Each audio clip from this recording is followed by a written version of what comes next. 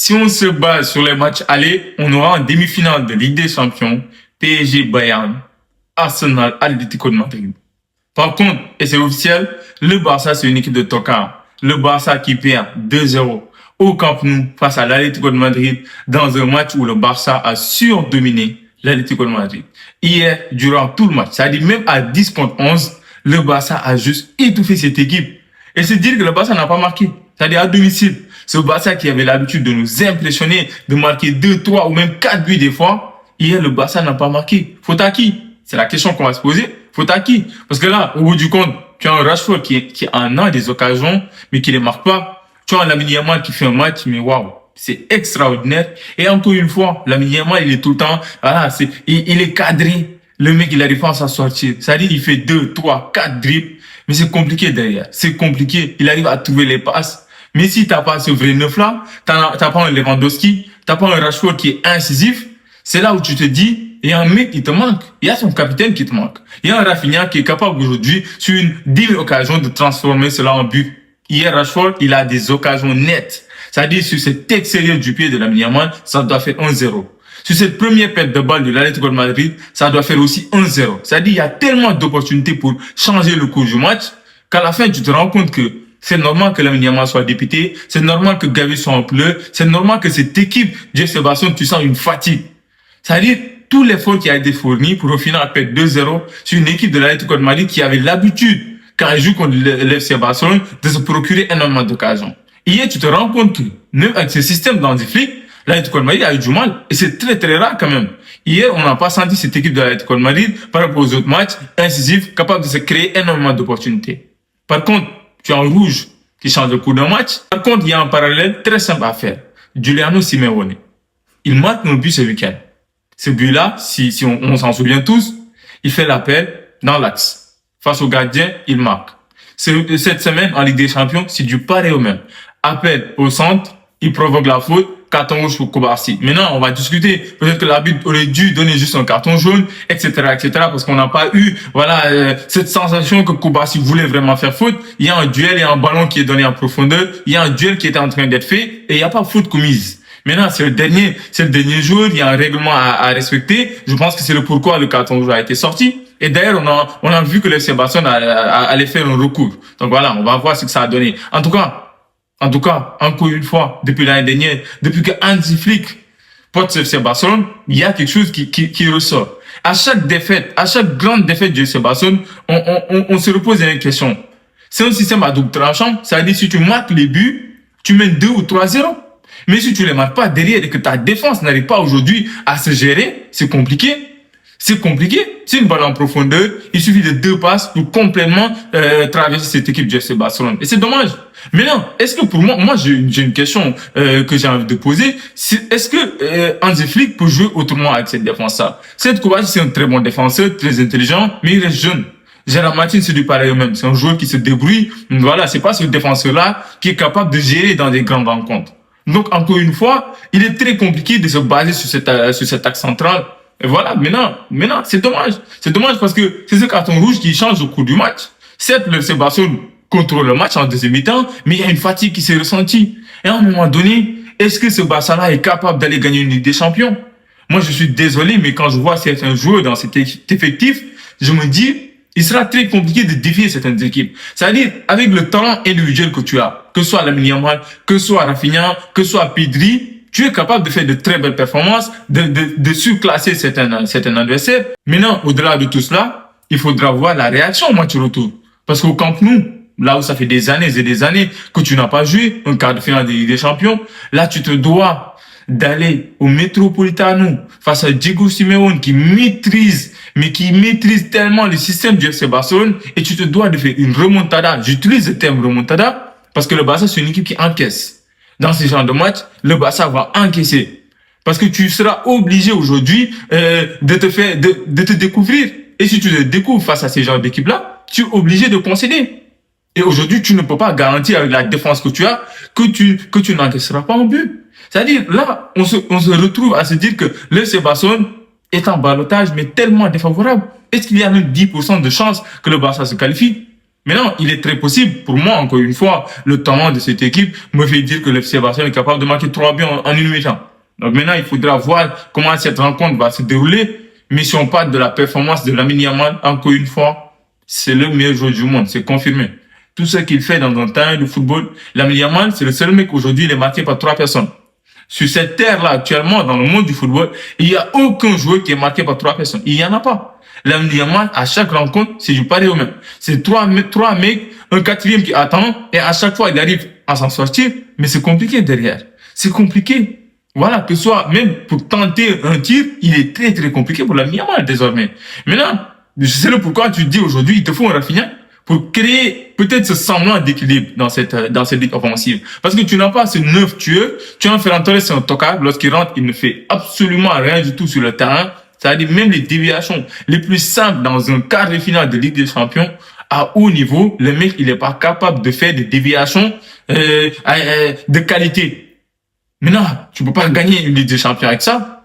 Lewandowski, c'est un joueur à mi-temps, c'est normal. Là, je fais que Lewandowski, tu peux l'avoir, il te fait une mi-temps, mais extraordinaire en marquant 2 ou 3 buts. Mais derrière, c'est très compliqué d'être constant.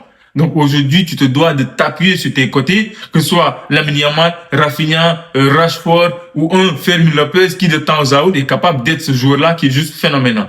Mais hier, tu te rends compte qu'il y a un joueur sur le terrain, offensivement, qui fait les différences, mais qui n'a pas de soutien. Parce qu'encore une fois, les gens vont dire que Rashford nous a fait un match phénoménal, etc. Non, moi je ne suis pas d'accord. C'est-à-dire, Rashford, on le connaît, c'est un joueur percutant. C'est un joueur qui, à chaque fois qu'il a le ballon, il va provoquer, etc., etc. Mais quand même, cette lucidité, tu dois l'avoir. Tu dois être capable de tuer, tu dois être capable de marquer ses ballons en 1 contre 1. Rashford, il en a 2 en quart de finale de Ligue des Champions. Ça se fait cash. Et derrière, aujourd'hui, t'arrives pas à tuer le match, t'arrives pas à ouvrir le score, t'arrives pas à réduire le score. Tu es obligé de faire un exploit pour te qualifier derrière.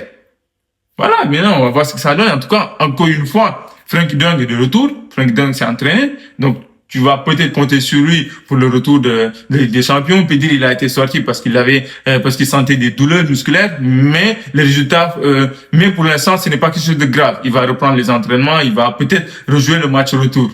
Mais quand même, encore une fois, c'est en Espagne. Ça a 2 équipes espagnoles. 2 équipes qui sont capables de faire des résultats catastrophiques comme d'excellents résultats. Donc aujourd'hui, le Barça est capable d'aller gagner au Metropolitano. Mais quel résultat? C'est la question qu'on va se poser. Maintenant, les gars, on va continuer. Parce qu'il y a un autre match. Il y a un Real Bayern qui a été étincelant, époustouflant. Le meilleur match de cette Ligue des Champions. De loin même. C'était juste phénoménal de voir des joueurs de qualité. Même si quand même, encore une fois, il y a cet aspect, il y a cette euphorie qui fait que beaucoup ont oublié que quand tu regardes le Bayern Munich, tu sors Kimmich, tu sors Neuer, tu sors Olise, peut-être, j'ai pas envie de mettre Luis Diaz, mais Pavlovic, Stanisic. Ces joueurs-là, ils ont fait de très belles performances. Mais quand même, dans l'ensemble, c'est un collectif qui répond présent. Mais individuellement, il y a des joueurs, ils étaient absents. Harry Kane, je suis désolé, voilà, c'est pas le match d'un grand joueur. Harry Kane, il marque son but, mais il n'était pas présent par rapport à ce qu'il a l'habitude de montrer. Mais quand même, il faut se réduire sur une chose. Un numéro 9, on te demande de marquer. Il a marqué, il a permis à son équipe de doubler la mise. Mais quand tu regardes le match de Michael Olise, et tu regardes Lamine Yamal, tu te dis quand même le football, ça reste des joueurs. Ça reste des joueurs de qualité, des joueurs qui sont capables aujourd'hui de nous offrir des très très grandes soirées. À chaque prise de balle, Michael Olise, tu sentais un joueur qui était capable de passer passe, de passer dribble, de passer tir, de faire la différence. Et encore une fois, c'est un joueur qui va disputer le ballon d'or jusqu'au bout. Je ne sais pas, faut pas nous inventer des histoires. Avec l'équipe nationale de France, à pas vraiment faire un flop, c'est un joueur qui va faire quelque chose. Au Bayern Munich, il va en gagner aussi des tirs. Donc encore une fois, c'est un joueur qui, ces années à venir, se doit d'exploser, du moins. C'est un joueur qui se doit aujourd'hui de confirmer le talent qu'il a. Parce que quand même, ça fait 2-3 ans ou même 4 ans qu'on l'a découvert. Et là, ce qu'il est en train de montrer, à 24 ans, il y a une marge de progression énorme. Se dire qu'il est à 27, je sais pas, 24 ou 27 passes décisives cette saison, c'est phénoménal. C'est phénoménal. Maintenant, dans l'ensemble, il y a une équipe du Bayern Munich qu'on retrouve. Cette équipe allemande qui est capable de presser, qui est capable de marquer énormément de buts, qui est capable aussi de faire très très mal lors des pertes de balles. Cette équipe du Bayern Munich qui nous avait manqué, il faut le dire. Face au Real de Madrid, c'était très très compliqué pour cette équipe d'Arbeloa de sortir de ses 6 mètres ou de son milieu de terrain. Mais il y a une chose quand même qui a pêché dans ce match-là. C'est-à-dire le Bayern Munich, ils nous font un match, tu te dis, waouh, cette équipe, elle est compliquée. Elle est très, très compliquée à jouer. Mais à la fin du match, il y a un résultat. Et c'est le résultat qui compte. Il y a 2-1 pour le Bayern Munich. C'est-à-dire, il y a un but d'écart. Alors que quand tu regardes le contenu, tu te dis, ce match-là, normalement, ça se termine sur un 6-1, sur un 4-2, sur un 5-3, ou sur un 5-2, même si tu veux. Parce qu'il y a les occasions, il y a les contre-attaques, il y a énormément d'opportunités pour le Bayern Munich de mettre le troisième but avant que Kylian Mbappé ne réduise le score. Maintenant, ça reste le Real de Madrid. À domicile, ils vont tout faire pour cartonner. Encore une fois, Kylian Mbappé, il a fait face à un Manuel Neuer juste monstrueux, extraordinaire. Voilà. Et quand il est dans ces soirées-là, il est impossible de gagner. Mais encore une fois, ce qui a été intéressant, c'est de se dire que Kylian Mbappé, qui beaucoup l'ont critiqué du fait qu'il n'était pas en neuf, il a fait un boulot colossal. En termes de pressing, du contre-effort, il l'a fait. Il a apporté offensivement. Il a été intéressant. Mais un autre joueur qui, lui, a été absent. Vinicius Junior, il n'était pas de la partie. Vinicius, il est sur le début du Bayern Munich, sur les photos. Il apparaît et clairement, et ce qui est agaçant pour nos supporters du Real de Madrid, c'est devant un Vinicius Junior qui n'arrive même pas aujourd'hui à faire l'effort. C'est-à-dire, ce mec, il lève les bras. Il montre pas cet aspect de je dois faire l'effort. Et derrière, tu concèdes un but. Et c'est ce but-là qui change complètement la partie. Ce but juste après la mi-temps. Mais encore une fois, Vinicius Junior, dans ces soirées-là, c'est un joueur qui, de base, c'est un énorme joueur. Il fait partie des plus grands joueurs qu'on ait vus en termes en Ligue des Champions. Vinicius Junior, c'est un homme de grandes soirées. Maintenant, contre le Bayern Munich, ça reste un match retour. Donc, on l'attend au tournant. Le Real aussi se voit satisfait. Il y a un retour, Jude Bellingham. Et Jude Bellingham, encore une fois, je pense qu'on l'avait oublié. Mais ce mec-là, il est extraordinaire. C'est-à-dire, dès qu'il est rentré sur le terrain, il y a une énergie qui se dégage. Il y a quelque chose qui l'apporte de différent. Il est fulgurant. Que ce soit dans ses passes, que ce soit dans ses prises de balle, dans l'effort physique, c'est phénoménal. Jude Bellingham, c'est un joueur de notre calibre. C'est un joueur quand même, voilà, c'est le top mondial. Et ça se voit, la différence, ça se voit, ça se sent sur le terrain. Maintenant, il va être intéressant de le voir au match retour. Parce qu'encore une fois, le Bayern Munich est très dur à jouer. C'est une équipe qui va faire très mal, qui va en avoir des occasions. Mais quand tu joues contre eux, même en Bundesliga, c'est une équipe qui concède énormément. C'est une équipe qui concède beaucoup.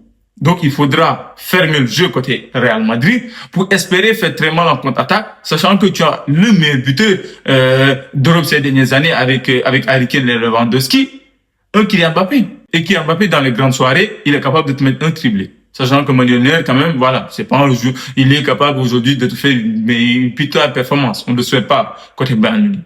Mais en tout cas, il y a de la place, hein. Il faut le dire, il faut oser le dire. Il y a de la place. Le Bayern Munich peut être éliminé en quart de finale et le Real, on les connaît. C'est une équipe très, très dangereuse, même si dans le contenu, dans le jeu, il y a des joueurs à vendre, il y a trop de choses à revoir. Par contre, le PSG, il faut même pas trop en parler. C'est une équipe qui est capable de faire le doublé.